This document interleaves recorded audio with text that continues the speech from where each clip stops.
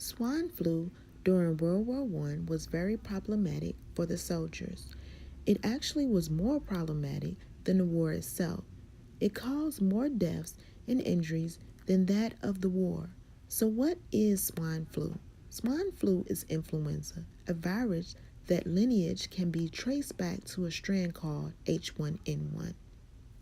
It is said to have started even earlier than the 20th century, and scientists speculate that it is a result of a dramatic genetic shift in influenza virus. The strand was found in pigs, hence the name swine flu. So, then the strand was found in a man who died from it. When the vaccine was made, it was called swine flu vaccine. The man was actually a military personnel.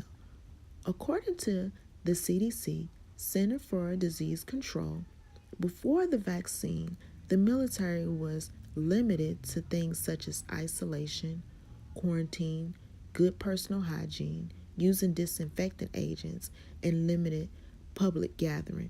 The CDC explains that there was no pharmaceutical intervention like antibiotics to treat the secondary infections caused by H1N1, stating that 50 million deaths is estimated and 675,000 being from the United States.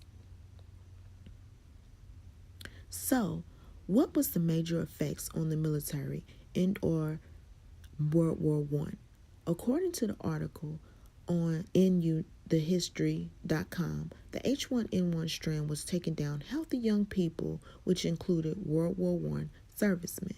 It states that more men died from the Spanish flu, which was another name used for the H1N1 strand, than from the war itself. 40% of the U.S. Navy was affected and 30% of the Army.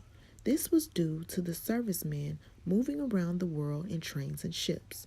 There were also they were also spreading the infection to others.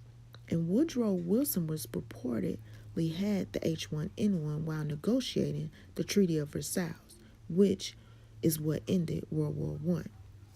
The war also left America short of doctors and healthcare workers because they were helping servicemen, and some even came down with it themselves.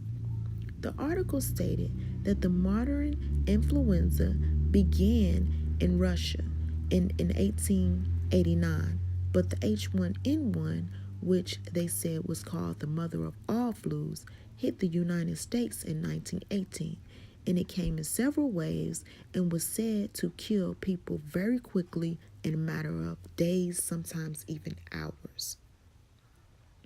First-hand look at swine flu pandemic. Larry Shaughnessy wrote an article called Soldiers' Letters, gives first-hand look at the Spanish flu.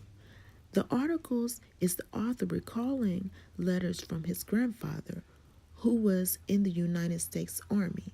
His grandfather is writing his brother about what he's going through.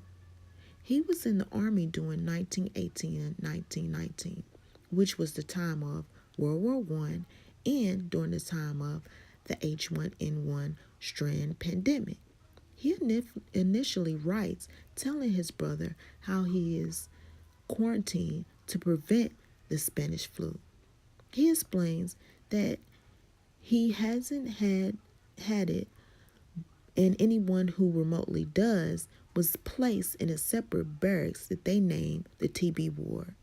The letter he was writing to his friend, and just days later he was writing his brother stating that it did indeed hit and that he had only been 3 blocks distance for 3 weeks. He seemed to be starting to get frustrated with the quarantine, and he even stated that he was fed up. Then 6 days later, after complaining, he winded up in the infirmary himself with the swine flu. He told his friend, but asked that he tell his family he was just a little under the weather. He didn't want to worry them due to the death rate from the pandemic. Days later, he wrote his friend and said he was better, but the next day wrote telling how one of his close friends had just died from it. Then maybe a month later, he gets it again and is sent to the hospital. At this time, the chaplain had to write his family via letter and notify them. It took about 2 weeks to recover, and the article states that he had twice survived the deadliest flu in history. So, have we forgotten about this pandemic? Crosby Alford wrote in his book called America's Forgotten Pandemic, The Influenza of 1918. He stated nearly 500,000 Americans died fighting swine flu. Yet, the pandemic is forgotten today. The author explains how more people died from the pandemic in World War I than the actual battle. However, we don't even hear much about it this today, and people don't even know how serious the pandemic was. It was not just in the United States, but worldwide, and millions of lives were lost. And again, the numbers show more people died from the flu than fighting the actual war. So why is it forgotten? Crosby wrote, the ravages of AIDS has sensitized us to the reality of the lethal epidemic once again. Yet, the flu of 1918 and 1919 was utterly different from AIDS, spreading rapidly and laying low a large portion of the entire population and in one given locality at once.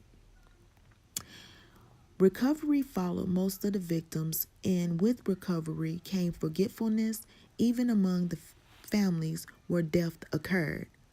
When the disease broke out, there was no one prepared.